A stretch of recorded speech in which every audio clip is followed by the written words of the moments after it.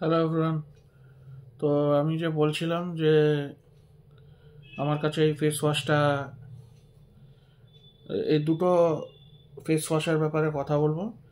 এই যে নতুন ফেস ওয়াশটা হচ্ছে এই যে মিচেল ইউএসএর ageless papaya brightening cleanser face wash 100 ml এর। এটা আমি কিনেছি ফর 350 রুপিস। তো এটা 200 না 250 ml এর ছিল।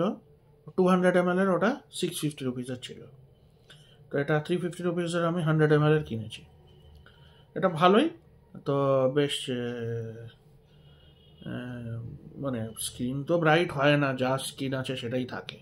তো জাস্ট পাপায়াস ক্লেন্সার এটা এটা কিন্তু ইউএস এর দিয়েছে।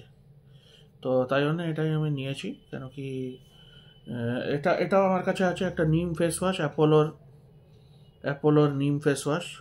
এটা তো একদমই বেসিক 75 ml এর 80 রুপিস নিয়েছিল। এটা আমার ইউজ করতে করতে প্রায় শেষই হয়ে গেছে নিম ফেস ওয়াশ।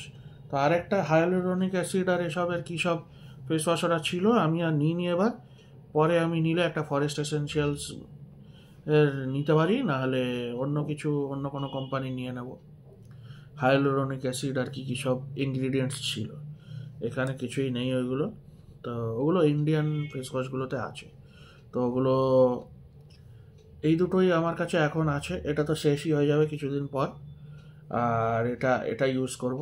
এটা ইউজ করেছি, এক দুবার ইউজ করেছি মিচেলের পাপায়া ফেস ওয়াশটা। ভালোই ছিল, ভালোই এখন চলছে।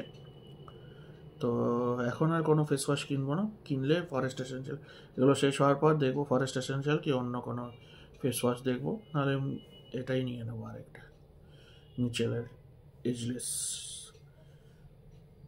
বেশ কম প্রাইসে এটা পেলাম। ইম্পোর্টেড দিয়ে আমি দিয়েছিলাম, অ্যামাজন থেকে এটাও নিয়েছি। তো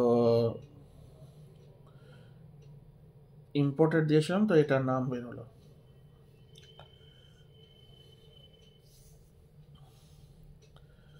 বাই।